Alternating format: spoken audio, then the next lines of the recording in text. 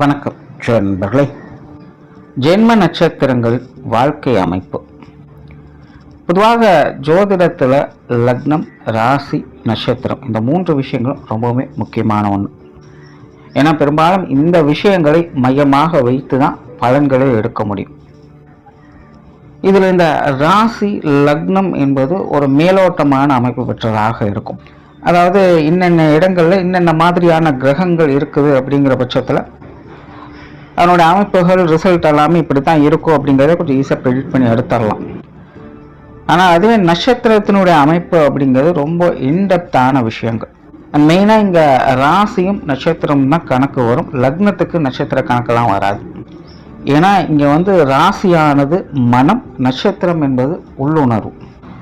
So அதனுடைய தூண்டுதல்கள் இல்லாமல் இங்கே எந்த ஒரு விஷயத்தையோ மாற்றத்தையோ நம்மளால் பார்க்க முடியாது. அதனால் இந்த நட்சத்திரங்களுடைய அமைப்புகள் அப்படிங்கிறது ரொம்பவுமே இன்டெப்தான விஷயங்கள் தான்.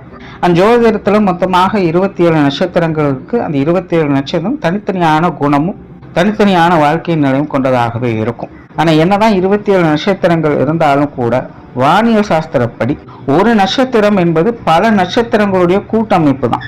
இப்போ அஸ்வினி, பரணி, கார்த்திகை, ரோகிணின்னு இப்படி 27 நட்சத்திரங்கள் நம்ம தனித்தனியாக சொல்கிறோம். இப்போ அஸ்வினி நட்சத்திரம் அப்படின்னு நம்ம சொல்றது வெறுமனே அது ஒரு நட்சத்திரம் கிடையாது. பல நட்சத்திரங்களுடைய கூட்டு தொகுதியாகத்தான் இந்த ஒரு நட்சத்திரத்தை கணக்கிடுறோம். புராணங்களின் படியும் யோக சாஸ்திரங்களின் படியும் இந்த ஜென்ம நட்சத்திரம் எதை குறிக்குது அப்படின்னா நம்மளுடைய ஆன்மாவானது எந்த நட்சத்திர தொகுதியிலிருந்து வந்திருக்கு அப்படிங்கிறது குறிக்கிறதாக அந்த ஜென்ம நட்சத்திரம் கருதப்படுது. இப்படி ஒரு பழங்கால நம்பிக்கைகள் இருக்கு. ஸோ அந்த நட்சத்திர தொகுதிகளுக்கு கூட்டமைப்பாக ஒரு வாழ்க்கை முறை அப்படிங்கிறது இருக்கும்.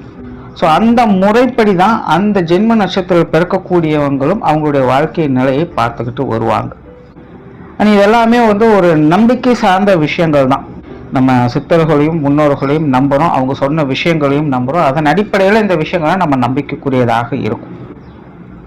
இந்த நட்சத்திர வாழ்க்கை அமைப்பு எப்படி செயல்படுது அப்படின்னு பார்த்தோம்னா, பொதுவாக எல்லாருக்கும் ஒரே மாதிரியான வாழ்க்கை நிலையானது அமையறதில்லை.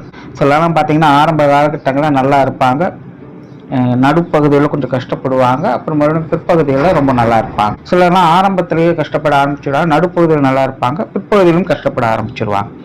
இன்னும் சிலர்லாம் பார்த்தீங்கன்னா முதல் பகுதிகள் ஃபுல்லாகவே நல்லா இருக்கும், பிற்பகுதிகள் ஃபுல்லாக கஷ்டமாக இருக்கும். சிலருக்கு முதல் பகுதிகள் ஃபுல்லாக கஷ்டமாக இருக்கும், பிற்பகுதிகள் நல்லா இருக்கும். ஸோ இப்படி ஒவ்வொருத்தனுடைய வாழ்க்கை நிலையுமே மாறி மாறி தான் இருந்துகிட்டு இருக்கும். ஸோ இது எல்லாத்தையும் டிசைட் பண்ணுறதே இந்த நட்சத்திர அமைப்புகள் தான். பொதுவாக மனிதர்கள் எல்லாருக்கிட்டையுமே எல்லா வித குணாதிசயங்களும் இருக்கும். பட் மேஜராக ஒரு சில குணாதிசயங்கள் மட்டும்தான் வெளிப்படும். அதே போல் அந்தந்த நேர காலகட்டங்களுக்கு மட்டும்தான் அந்தந்த குணாதிசயங்களை அவங்க முழுமையாக வெளிப்படுத்துவாங்களே இல்லாமல் எல்லா நேரத்திலும் எல்லா குணாதிசயங்களும் முழுமையாக யாராலும் வெளிப்படுத்த முடியாது. ஸோ எப்பப்போ எவ்வளவு காலகட்டங்களுக்கு என்ன மாதிரியான குணாதிசயங்களில் இவங்க இருப்பாங்க அப்படிங்கிறத டிசைட் பண்ணுறதும் இந்த நட்சத்திர அமைப்பு தான். ஸோ அப்படித்தான் உங்களுடைய ஜென்ம நட்சத்திரத்தின் அடிப்படையில் உங்களுடைய வாழ்க்கை அமைப்புகள் என்னென்ன மாதிரியான நிலைகள் என்னென்ன காலகட்டங்கள் இருக்கும் அப்படிங்கிறத பற்றி தான் இந்த பதிவில் நம்ம பார்க்க போகிறோம். ஆனால் ஒரு சில விஷயங்களும் இங்கே கவனத்தில் வச்சுக்கோங்க. இந்த பதிவில் பார்த்தீங்கன்னா என்னென்ன வயதுகளில் என்னென்ன மாதிரியான குணாதிசயங்கள் காரியங்களில் செயல்பாடுகளில் இருப்பாங்க அப்படிங்கிறத நம்ம பார்க்குறோம். ஆனால் அது பாசிட்டிவாக உங்களுக்கு இருக்குமா நெகட்டிவாக உங்களுக்கு இருக்குமா அப்படிங்கிறது தெரியாது. அது அவங்களோட சுய ஜாதக அடிப்படையில் தான் இருக்கும். பட் சிம்பிளாக ஒரு விஷயத்தை புரிஞ்சுக்கோங்க. அந்தந்த வயது காலகட்டங்களில் நீங்கள் இந்தந்த மாதிரியான விஷயங்களில் இந்தந்த மாதிரியான அமைப்புகளில் நீங்கள் இன்ட்ரெஸ்டாக இருப்பீங்க, காரியத்தில் ஈடுபடுவீங்க அப்படிங்கிறத தெரிஞ்சுக்கலாம். அந்த குறிப்பிட்ட காலகட்டங்களில் கோச்சார ரீதியாக உங்களுக்கு சுப கிரகங்களுடைய அனுகிரகம் இருந்தது அப்படின்னா அந்த விஷயங்கள் உங்களுக்கு பாசிட்டிவாக இருக்கும், எல்லாத்துலேயும் சக்ஸஸ் தான். ஒருவேளை நெகட்டிவ் கிரகங்களுடைய ஆதிக்கம் அதிகமாக இருக்குது, குறிப்பாக சொல்லணும்னா இந்த அஷ்டமச்சனி, ஏழரைச்சனியோட காலகட்டங்கள்லாம் வருது அப்படிங்கிற பட்சத்தில் அந்த காலகட்டங்கள் அந்த விஷயங்கள் உங்களுக்கு கொஞ்சம் நெகட்டிவாகவும் சங்கடத்தை கொடுக்கத்தான் செய்யும். ஒருவேளை பாசிட்டிவாகவும் இல்லை நெகட்டிவாகவும் கிரக அமைப்புகள் எதுவும் வேலை செய்யலை அப்படின்னா அது ஒரு நியூட்ரல் பாயிண்ட் தான். அதே போல் பாசிட்டிவாகவும் இருக்குது நெகட்டிவாகவும் இருக்குது அப்படிங்கிற பட்சத்தில் அதுவும் ஒரு நியூட்ரல் பாயிண்ட் தான். இந்த ஜோதிட பலன்கள் அப்படிங்கிறதே இவ்வளோதாங்க. நீங்கள் வேறு எதுவும் பெருசாலாம் போட்டு குழப்பிக்க வேண்டியதே இல்லை. ஸோ இது மட்டும் கொஞ்சம் மைண்டில் வச்சுக்கோங்க. இனி மேற்கொண்டு நட்சத்திர அமைப்புகளை பற்றி பார்க்கலாம். கடகராசி புனர்பூச நட்சத்திரம். ஆக்சுவலாக இந்த கடகராசியில் புனர்பூச நட்சத்திரம் அப்படிங்கிறது வெறும் 4ஆம் பாதம் மட்டும்தான் இருக்கும். அதாவது புனர்பூச நட்சத்திரத்தை வந்து கால்வெட்டு நட்சத்திரம் அப்படின்னு சொல்லுவாங்க. அதாவது ஒவ்வொரு நட்சத்திரமே பார்த்தீங்கன்னா 4 பாகங்களாக பிரிக்கப்படும். அந்த பாகங்களை வந்து பாதம் அப்படின்னு மென்ஷன் பண்ணுவாங்க. அப்போ ராசி நிலைகளை பிரிக்கக்கூடிய இடங்கள் இந்த புனர்பூச நட்சத்திரம் அப்படிங்கிறது முதல் 3 பாதங்கள் அப்படிங்கிறது மிதுன ராசியில் வந்துடும். கடைசி 4ஆம் பாதம் மட்டும் கடக ராசியில் வந்துடும். அதாவது 27 நட்சத்திரங்கள்ல ஒரு சில நட்சத்திரங்கள் மட்டும்தான் ராசிக்குள்ள முழுமையாக இருக்கும். ஒரு சில நட்சத்திரங்கள் அப்படிங்கிறது இப்படி வெட்டுப்பட்டு 2 ராசிகளுக்குள்ள வந்துடும். அப்படியே அந்த புனர்பூச நட்சத்திரம் பார்த்தீங்கன்னா முதல் 3 பாதங்கள் மிதுன ராசியிலும் கடைசி 4ஆவது பாதம் அப்படிங்கிறது மட்டும் கடகராசியிலே இருக்கும். ஸோ அதனால தான் இதை வந்து கால்வெட்டு நட்சத்திரம் அப்படின்னு சொல்றது. ஸோ இதை வந்து வெட்டு நட்சத்திரம்னு சொல்றதுனால இது வந்து அபசகனம்னோ ஆகாதுன்னோ நெகட்டிவான விஷயங்கள் அப்படிங்கிறது எதுவும் கிடையாது. அதெல்லாம் ஜஸ்ட் ஒரு ஐடென்டிஃபிகேஷனுக்காக சொல்லக்கூடியது தான். பொதுவாகவே ஜோதிட ரீதியாக இந்த புனர்பூச நட்சத்திரம் 4ஆம் பாத ஜனனம் அப்படிங்கிறது மிகவும் குறைவாகத்தான் இருக்கும். ஸோ கடகராசி புனர்பூச நட்சத்திரக்காரங்க அப்படிங்கிறது ரொம்பவே குறைவாகத்தான் இருப்பாங்க.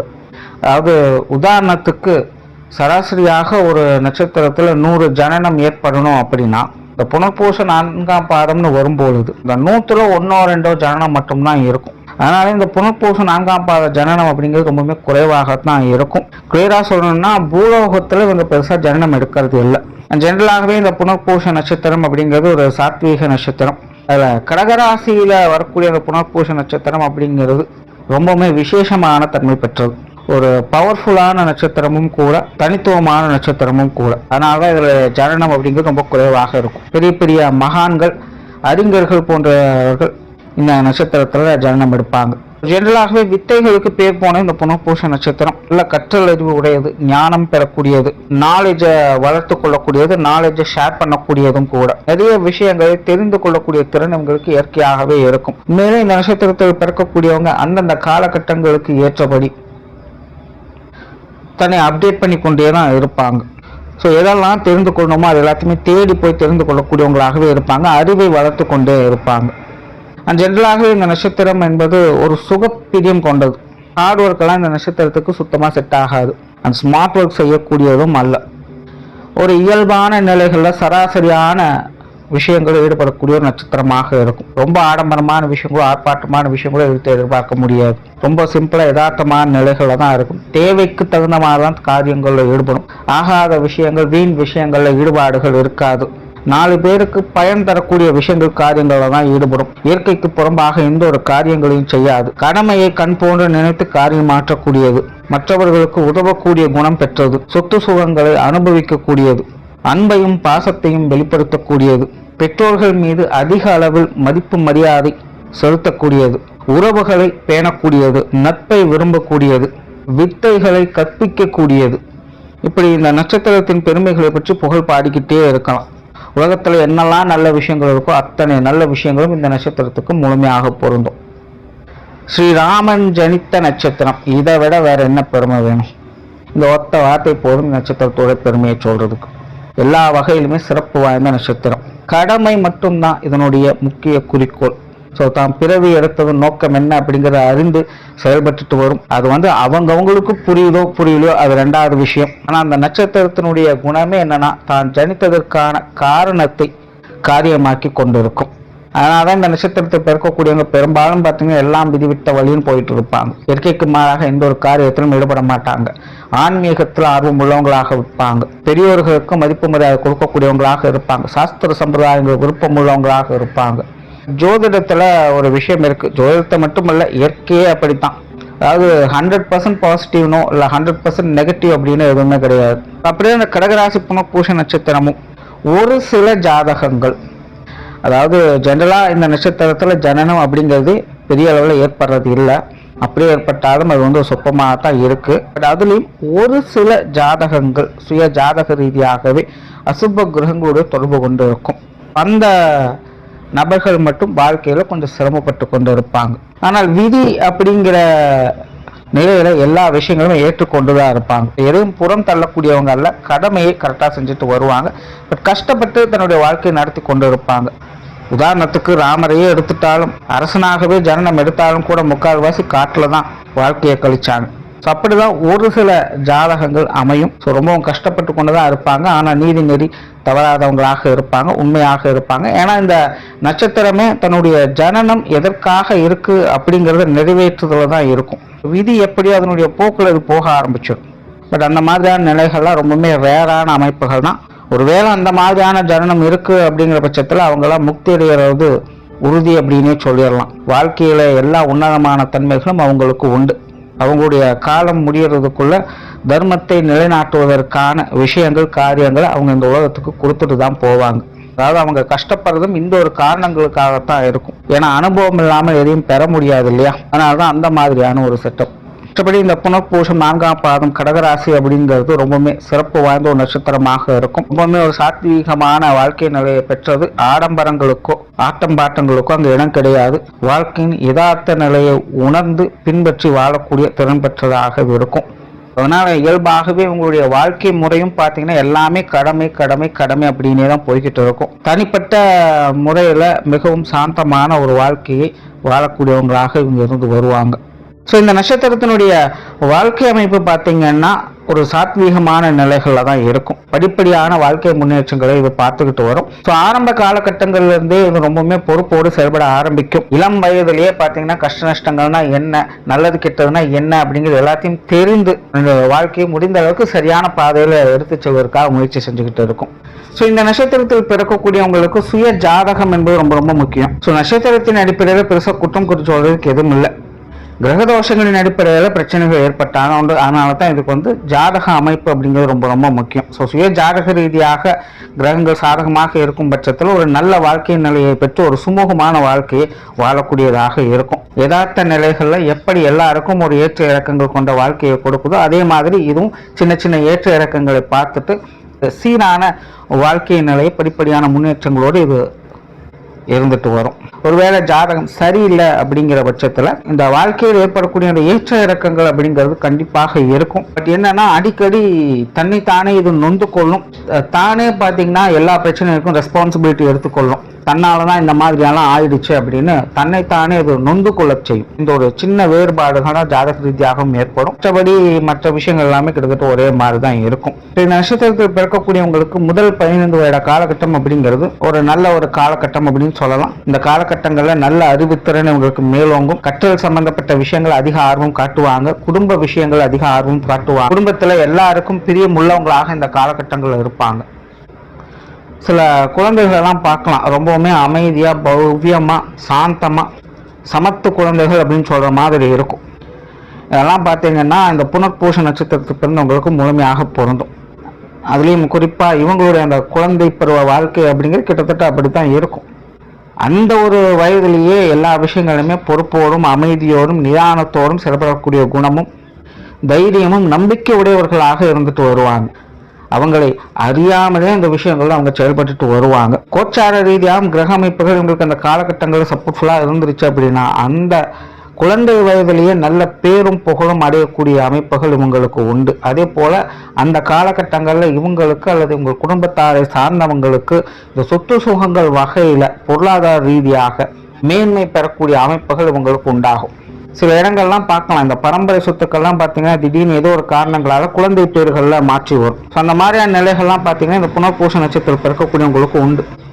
அப்படி இல்லைன்னா இவங்களோட குழந்தை பருவத்தில் இவங்க குடும்பத்தில் இருக்கிறவங்க இந்த அசட் சம்பந்தப்பட்ட விஷயங்கள் மூலமாக அல்லது கற்றல் சம்பந்தப்பட்ட விஷயங்கள் மூலமாக உருவாகிட்டக்கூடிய அமைப்புகள் இருக்கும். ஏதோ ஒரு வகையில் அவங்களுக்கு பார்த்தீங்கன்னா பொருளாதார விஷயங்களில் குடும்ப ரீதியாக மேம்படக்கூடிய தன்மை இந்த காலகட்டங்களில் உங்களுக்கு ஏற்படும். ஸோ முதல் 15 வருட காலகட்டம் அப்படிங்கிறது ஒரு சீரான வாழ்க்கை நிலையும் உண்மையான வாழ்க்கை நிலையும் இவங்க வாழ்ந்து வருவாங்க. இவங்களுக்கான ஒரு அடையாளமாகவே அந்த காலகட்டங்கள் இவங்களுக்கு ஏற்படும்.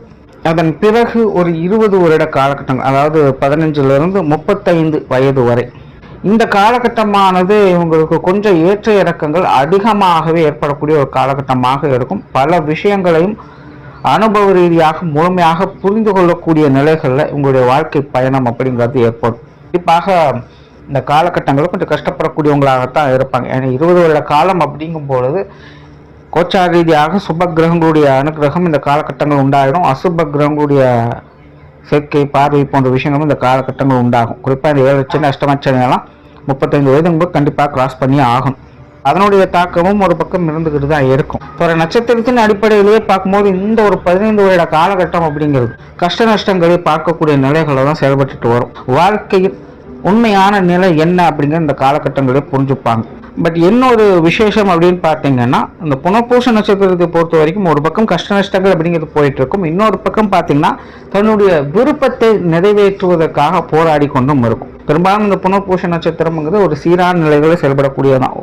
ஒரு கோலை டிசைட் பண்ணிட்டு அதனுடைய போக்குல அது செயல்பட ஆரம்பிச்சிடும். ஸோ இது வந்து கொஞ்சம் கஷ்ட நஷ்டங்கள் கொடுக்கக்கூடிய ஒரு காலகட்டம் அப்படிங்கிறதுனால கொஞ்சம் ஏற்ற இறக்கங்கள் அங்கங்கே சறுக்கி விழுறது இந்த மாதிரியான விஷயங்கள்லாம் நடந்துக்கிட்டு தான் இருக்கும் வாழ்க்கையில். இருந்தாலும் தன்னுடைய மன விருப்பத்தை நிறைவேற்றிக் கொள்வதற்காக ஒரு சரியான வழிகளை அந்த கஷ்டமான காலங்களையும் தேர்ந்தெடுத்து அது செயல்பட்டுக்கிட்டே தான் இருக்கும். விடாமுயற்சியோடு தன்னம்பிக்கையோடு இது இருந்து கொண்டே தான் இருக்கும். நிறைய பேருக்கு வாழ்க்கைக்குண்டான அடிப்படையான சம்பவங்கள் அந்த காலகட்டங்களில் நடந்து கொண்டு தான் இருக்கும். குடும்பத்துக்குள்ள சின்ன சின்ன மாற்றங்கள் அப்படிங்கிறது இருந்துகிட்டு இருக்கும். புதிய வரவுகள் உண்டாகும். நார்மலாக திருமண அமைப்புகள், குழந்தை பாக்கிய அமைப்புகள் இந்த காலகட்டங்களில் ஏற்பட்டுடும். குடும்பத்துக்குள்ளே நிறைய மாற்றங்கள், யார் இருப்பாங்க இனி யார் இருக்க மாட்டாங்க அப்படிங்கிற விஷயங்கள் எல்லாமே இந்த காலகட்டங்களில் புரிஞ்சிடும். ஸோ இந்த 35 வயதுக்குள்ள அடுத்த வாழ்க்கைக்கு என்னெல்லாம் செட் பண்ணி வைக்கணும் அப்படின்னு இவங்க நினைக்கிறாங்களோ அதை நோக்கிய முயற்சிகளில் இவங்க இருந்துட்டு வருவாங்க. அதுக்காக கொஞ்சம் சிரமப்பட்டுட்டு தான் இருப்பாங்க. குழந்தைகள் சம்பந்தப்பட்ட விஷயங்கள் இந்த காலகட்டங்களில் அதிக அக்கறை காட்டக்கூடியவங்களாக இருப்பாங்க. அவங்க வகையில் கொஞ்சம் கூடுதல் சங்கடங்கள் அப்படிங்கிற அந்த காலகட்டங்கள் ஏற்படும். இது என்ன மாதிரியான விஷயங்கள்ல அப்படிங்கிறத அவங்கவுங்க ஜாதகம் தான் முடிவு பண்ணும். பட் எப்படி இருந்தாலும் அந்த 35 வயதுக்குள்ள பார்த்தீங்கன்னா கொஞ்சம் கஷ்ட நஷ்டங்கள் அதிக அளவில் பார்க்கக்கூடிய அமைப்புகள் இருக்கும். கொஞ்சம் தடுமாற்றம் பெறக்கூடிய ஒரு காலகட்டமாக தான் இருக்கும். பட் அதே நேரத்தில் தன்னுடைய தேவைகளும் இது படிப்படியாக அங்கே பூர்த்தி செஞ்சுக்கிட்டு தான் போகும். சிம்பிளாக சொல்லணும்னா கஷ்டப்பட்டு கொண்டே முன்னேறி கொண்டே இருக்கும் அப்படின்னு சொல்லலாம். ஆனால் அடுத்த ஒரு 15 வருட காலகட்டங்கள் 35 ஒரு 50-55 வரைக்குமே எடுத்துக்கலாம். ஒரு 20 வருடம் வரைக்குமே எடுத்துக்கிட்டீங்கனாலும் இது வந்து ஒரு சாதகமான ஒரு காலகட்டம் அப்படின்னே சொல்லலாம். இந்த காலகட்டங்களில் டெவலப்மெண்ட்டை பார்க்கக்கூடிய அமைப்புகள் இதுக்கு உண்டாகும். பொது வாழ்க்கையில் இந்த காலகட்டங்களில் ஈடுபாடுகள் உண்டாகும். மற்றவங்களுடைய சப்போர்ட்டை தேடி போகும். மற்றவங்களுக்கு சப்போர்ட்டாகவும் இருக்கவும் செய்யும். நட்பு பிரியர்களாக இருப்பாங்க. நண்பர்கள் உருவாக்குவாங்க. நண்பர்கள் சம்பந்தப்பட்ட விஷயங்கள் ஈடுபாடுகள் அதிகரிக்கும். சர்வீஸ் மைண்டோட எல்லா விஷயங்களும் செயல்பட்டு வருவாங்க. அதே போல சொத்து சுகங்கள் சம்பந்தப்பட்ட விஷயங்கள் ஈடுபாடுகள் அதிகரிக்கும். பொருளாதார ரீதியான முன்னேற்றங்களை இந்த காலகட்டங்களில் பார்க்கும். குறிப்பாக இந்த பொருள் சார்ந்த விஷயங்கள் மற்றும் நட்பு சம்பந்தப்பட்ட விஷயங்கள்ல ஆதாயம் பெறக்கூடிய ஒரு காலகட்டமாக இது அமையும். சமூகத்தில் தனக்குன்னு அங்கீகரிக்கக்கூடிய விஷயங்களை இந்த காலகட்டங்கள் இது பார்த்துட்டு வரும். மிகவும் சாமர்த்தியமாக காரியம் மாற்றக்கூடிய ஒரு காலகட்டமாக இருக்கும். நல்ல புத்திசாலித்தோடு இது செயல்பட்டு வரும். நிறைய நுணுக்கமான ஆராய்ச்சி சம்பந்தப்பட்ட விஷயங்கள கூட இது செயல்பட்டு வரும். தொழில் வேலை உத்தியோகமாக நல்ல வளர்ச்சிகளையும் முன்னேற்றங்களையும் பார்க்கக்கூடிய ஒரு காலகட்டமாக அமையும். பெற்றோர்களுடைய விஷயங்கள்ல சாதகமான பலன்கள் உண்டு. ஸோ சுய ஜாதகமும் நல்லபடியாக உங்களுக்கு சப்போர்ட் ஆகிடுச்சு அப்படின்னா நல்ல அற்புதமான வளர்ச்சிகளை பார்க்கக்கூடிய அமைப்புகள் உங்களுக்கு உண்டு. குறிப்பாக சமுதாயத்தில் பொருளாதார ரீதியாக நல்ல வளர்ச்சி பெறக்கூடிய நிலைகள் உங்களுக்கு உண்டாகும். பேர் புகழ் அங்கீகாரங்கள் போன்ற விஷயங்கள் கூட இந்த காலகட்டங்கள் உங்களுக்கு கிடைக்க ஆரம்பிக்கும். ஸோ ரொம்ப ரிஸ்க் இல்லாமல் ஒரு நார்மலான லைஃபை வாழக்கூடிய அமைப்புகள் உண்டு. அவங்கவுங்க இருக்கக்கூடிய நிலைகளுக்கு ஏற்ப எதையும் சமாளிக்கக்கூடிய திறன் பெற்றவங்களாக இந்த காலகட்டங்கள் இருப்பாங்க. என்ன மாதிரியான சங்கடங்கள் பிரச்சனைகள் ஏற்பட்டாலும் கூட எல்லாத்தையுமே ஈஸியாக சமாளிச்சுட்டு அடுத்தடுத்த கட்டங்களை நோக்கி ஈஸியாக மூவ் பண்ணிக்கிட்டே இருப்பாங்க. ஸோ இது வந்து இவங்களுக்கான வளர்ச்சிக்குண்டான ஒரு காலகட்டமாகவே அமைஞ்சிடும். ஆனால் அடுத்ததாக ஒரு 10 வருட காலகட்டம் அப்படிங்கிறது ரொம்ப கொஞ்சம் கவனமாக இருக்க வேண்டிய ஒரு காலகட்டம். ஜென்ரலாக இந்த காலகட்டங்களில் இவங்க பெருசாக ஆக்டிவாக இருக்க மாட்டாங்க. அதாவது ஒரு 50 to 60 வயதுக்குள்ளே பார்த்தீங்கன்னா சுய ஜாதகம் பலம் பெற்றிருந்தது அப்படின்னா இந்த காலகட்டங்கள் இவங்களுக்கு வந்து ரொம்ப பெருசாக அஃபெக்ட் ஆகாது. விஷயங்களை சமாளிச்சுடுவாங்க. பட் அப்படி இல்லாத பட்சத்தில் உடல்நல பிரச்சனைகள் இந்த காலகட்டங்களில் ஏற்படும். பெருசாக எந்த ஒரு விஷயத்துலையும் இவங்க அட்டாச்மெண்ட் காட்ட மாட்டாங்க. பற்றற்ற நிலைகளில் தான் எல்லா விஷயங்களையும் அணுகுவாங்க. சிலர்லாம் ஆன்மீக வாழ்க்கைக்குள்ளே முழுமையாக ஈடுபடுத்திக்குவாங்க. சிலருக்கெல்லாம் பார்த்தீங்கன்னா துறவரம் போகக்கூடிய நிலைகள் கூட ஏற்படலாம். என்ன எதுனே புரியாது, காரணங்களை கண்டுபிடிக்க முடியாது. திடீர்னு பார்த்தீங்கன்னா ஆன்மீகத்தில் ரொம்பவுமே மூழ்கி இருந்துடுவாங்க. இல்லைன்னா உடல்நலம் சரியில்லாமல் படுக்க வச்சிடும். சுருக்கமாக சொன்னால் இந்த ஒரு 10 வருட காலகட்டம் அப்படிங்கிறது பெருசாக ஆக்டிவாக அவங்களால இருக்க முடியாது. ஒரு சராசரியான வாழ்க்கையில் ஒன்று பற்றற்ற நிலைகளுக்கு முழுமையாக தள்ளப்படுவாங்க. இல்லை அப்படின்னா எந்த ஒரு விஷயங்களும் ஈடுபட முடியாதபடி சூழ்நிலைகளானது அமையும். இவங்களுடைய மனமானது ஒரு செயலற்ற தன்மைக்கு தள்ளப்படும். இந்த 10 வருட காலகட்டம் அப்படிங்கிறது எதுவும் புரியாத ஒரு காலகட்டம் தான். இங்கே நல்லது கெட்டது சரி தப்பு அப்படின்னாலும் எதையுமே பார்க்க முடியாது. எல்லாமே விதி விட்ட வழி அப்படின்னு போக ஆரம்பிச்சிடுவாங்க. ஆனால் அதுக்கப்புறமா ஒரு 20 வருட காலகட்டம், அதாவது 60லேருந்து 80 வயதுக்குள்ள இவங்களுடைய வாழ்க்கை அமைப்பு ஒரு நல்ல நிலைகளுக்கு மாற ஆரம்பிக்கும். கடந்த 10 வருட காலகட்டங்களுக்கு அதுக்கு அப்படியே ஆப்போசிட்டாக இந்த 20 வருட காலகட்டம் அப்படிங்கிறது செயல்பட ஆரம்பிச்சிடும். அதே போல் அந்த 10 வருட காலகட்டங்களில் சில நுணுக்கமான விஷயங்களை இவங்க புரிஞ்சு வந்திருப்பாங்க. அதை வைத்துக்கொண்டு ஒரு புதிய வாழ்க்கையை இந்த 20 வருட காலகட்டங்களை இவங்க ஆரம்பிப்பாங்க. சிலலாம் பார்த்தீங்கன்னா சில புதிய விஷயங்கள் காரியங்களில் ஈடுபட்டு புதிய வாழ்வாதாரத்தையே கூட இந்த காலகட்டங்களை உண்டாக்குவாங்க. உடன் இருப்பவங்க அல்லது மற்றவங்களுடைய முன்னேற்றத்திற்கும் இவங்க ஒரு காரணகர்த்தாவாக இந்த காலகட்டங்களில் மாறுவாங்க. ஸோ கிட்டத்தட்ட இந்த 20 வருட காலகட்டம் அப்படிங்கிறது ரொம்பவே சிறப்பு வாய்ந்ததாக இருக்கும். வயது நிலையின் அடிப்படையில் இது கொஞ்சம் மந்தத்தனத்தை ஏற்படுத்தும். கொஞ்சம் பலம் இழந்தவங்களாக இந்த காலகட்டங்களில் இவங்க காணப்படுவாங்க. மருத்துவ ரீதியான உதவிகள் இந்த காலகட்டங்களில் அதிகமாகவே இவங்களுக்கு தேவைப்படும். அதே நேரம் இன்னொரு சைடில் பார்த்தீங்கன்னா இவங்களுடைய வாழ்க்கையின அதிகப்படியான முன்னேற்றங்களை இந்த காலகட்டங்களில் பார்க்கக்கூடிய நிலைகள் உண்டாகுது. சிலரெல்லாம் தள்ளாத வயதும் சாதிக்கக்கூடியவங்களாக இருப்பாங்க. அந்த மாதிரியான நிலைகள் இந்த புனர்பூச நட்சத்திரத்துக்கும் உண்டு. 80 வயதுக்கு மேலே பார்த்தீங்கன்னா குடும்ப உறவுகள் மேலே இது கொஞ்சம் அட்டாச்மெண்ட் ஆயிடும். அவங்களை பற்றின சிந்தனைகளுக்குள்ள அதிகமாக மூழ்கி இருப்பாங்க. கடந்து வந்த பாதையை பற்றி அதிகமாக ஆசை போட்டுக்கிட்டு இருக்கும்.